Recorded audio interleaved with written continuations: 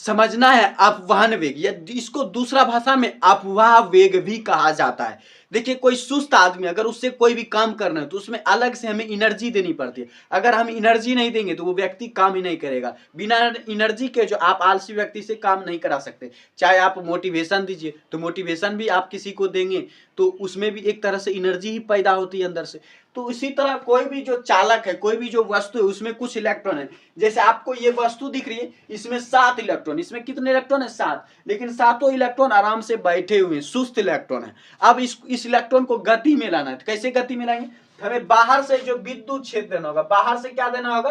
विद्युत क्षेत्र। विद्युत क्षेत्र कैसे देंगे? तो हम एक बैटरी जोड़ देंगे इसमें। बैटरी जोड़ देंगे तो बाहर से इसमें विद्युत क्षेत्र आने लगेगा।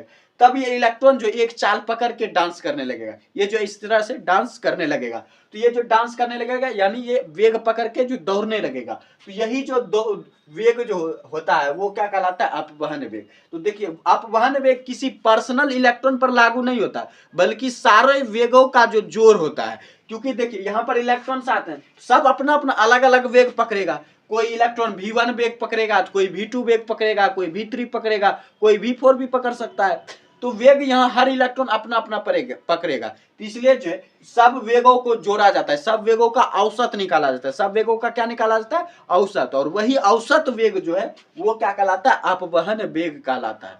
समझ में आया? अपवहन वेग क्या है? तो अपवहन वेग क्या है? किसी भी मुक्त इलेक्ट्रॉन को जब बाहर से विद्युत क्षेत्र दिया जाता है तब जो जिस वेग को पकड़ के जो है, जिस वेग को ग्रहण करके जो इलेक्ट्रॉन आगे बढ़ता है वो क्या कहलाता है? वो अपवहन वेग कहलाता है। लेकिन अपवहन वेग किसी चालक के एक इलेक्ट्रॉन के लिए परिभाषित नहीं होता, बल्कि सारे इलेक्ट्रॉनों का वेगों का जोड़ है। सारे इलेक्ट्रॉनों के वेग का जोड़ है।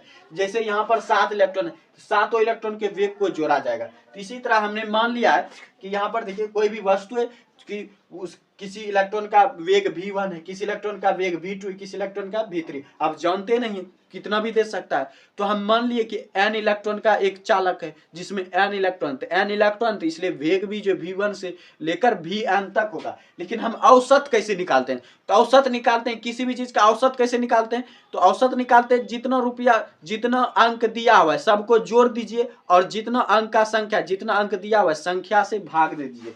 तो ये होता है औसत निकालने का। जैसे मान लीजिए किसी व्यक्ति के पास 5 रुपया है, किसी के पास 4 रुपया है, किसी के पास 3 रुपया है, तो किसी के पास 2 रुपया है। तो इस तरह से 4 व्यक्ति के पास जो अलग अलग रुपये हैं। अब इस रुपया का औसत रुपया निकालना है कि औसत रुपया सबके पास कितना है। तो क्या करेंगे? सबको जोड़ देंगे, पहले अंक को जोड़ देंगे। तो पहले जो होता है कुल योग बटे कुल संख्या। औसत बराबर क्या होता है? कुल योग बटे कुल संख्या। यानी पहले जोड़ो फिर संख्या से भाग दे दो। ये जो अगर हम 5 4 3 2 का औसत निकालना है तो 5 4 9 3 12 2 14, ये हो गया 14, ये हो जाएगा 14। और संख्या कितना है? 4, 1 2 3 4। तो 4 से भाग देंगे, आंसर निकलेगा 3.3। यानी 3.3 जो है 5 4 3 2 का क्या है? औसत है। तो औसत मतलब क्या होता है? कुल योग बटे कुल संख्या। तो इसीलिए हमने वेग को जोड़ दिया और कुल जो है वेग मान लेते हैं। इलेक्ट्रॉन जो है, इलेक्ट्रॉन का कुल वेग कितना है? n है। तो इसीलिए हमने n यहाँ दे दिया। तो ये हो गया औसत वेग। और औसत वेग ही क्या है? अपवहन वेग है। इसलिए हम अपवहन वेग को किससे सूचित करते हैं? vd से सूचित करते हैं। और उसके बाद देखिए वेग समीकरण से गति, वेग समीकरण या गति समीकरण। तो न्यूटन ने 3 गति समीकरण दिया, तो उसमें एक गति समीकरण था v बराबर u प्लस at। v बराबर u प्लस at। तो v बराबर u प्लस at का सहायता लेकर जो v1 बराबर क्या हो जाएगा? u1 plus at1 plus u2 plus at2 un plus atn। देखिए वेग तो हर किसी के लिए बराबर ही होगा। वेग जो एक चालक के लिए वेग बराबर ही होगा कि जितना हर जो इलेक्ट्रॉन है, किसी वस्तु का जितना भी इलेक्ट्रॉन है एक ही त्वरण से जो चेंज होगा, एक ही चाल के अनुसार जो बदलता है। ये नहीं कि एक जो है 10 मीटर पर सेकेंड स्क्वायर से चेंज हुआ, कोई 16 मीटर से होने लगा, ऐसा नहीं। सब बराबर वेग से जो चेंज होता है। इसलिए वेग बदल जाता है लेकिन त्वरण सबका समान रहता है, त्वरण समान रहता है। तब देखिए u1 को हमने एक साथ कर लिया और a1 at1 at2 को हमने एक साथ कर लिया, क्योंकि इसमें a जो है कॉमन आ रहा था, इसलिए हमने इसको एक साथ कर लिया। तो ये अलग हो गया। अब देखिए u क्या है, u है प्रारंभिक वेग यानी शुरुआती वेग। तो शुरुआती वेग में तो ये तो आराम से बैठा हुआ था, मुक्त इलेक्ट्रॉन आराम से बैठा हुआ था, तो शुरुआती वेग क्या है, 0 है, यानी u1 u2 ये सब क्या है, 0 है। तो इसलिए u1 plus u2 plus un बराबर क्या हो जाएगा, 0, क्योंकि शुरुआती वेग क्या है, 0 है। अब हमारे पास बचा क्या, at1 at2, तो हमने इससे कॉमन ले लिया, तो a हमने कॉमन लिया तो हमारे पास बचा t1 plus t2 plus tn by n।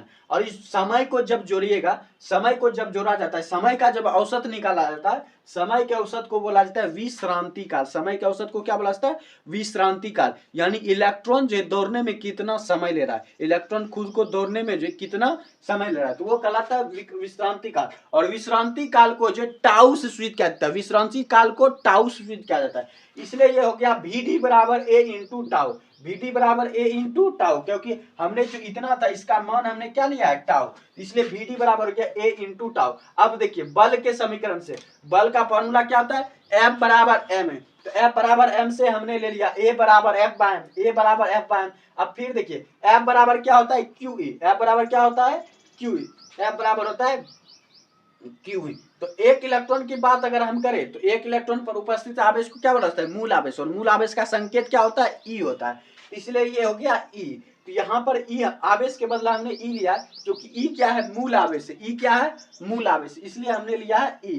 तो और माइनस जो है, माइनस साइन हम क्यों लिए, क्योंकि मुक्त इलेक्ट्रॉन जब वेग प्राप्त करता है किसी बाहर से बैटरी लगाने पर, तो वो जो विद्युत क्षेत्र के उल्टा दिशा में भागता है, वो विद्युत क्षेत्र के उल्टा दिशा में भागता है, यानी मुक्त इलेक्ट्रॉन जो हमेशा विद्युत क्षेत्र की विपरीत दिशा में गति करता है, इसलिए माइनस, माइनस मतलब विपरीत दिशा, माइनस जो विपरीत दिशा को दर्शा रहा है। तो F बराबर Q में जो है हमने जो है F के जगह पे हमने E ले लिया है, क्योंकि Q बराबर E क्या है, मूल आवेश है, तो इसलिए E by M into tau, ये VD बराबर फार्मूला हो जाता है। यही जो है अपवहन वेग का जो है फार्मूला होता है।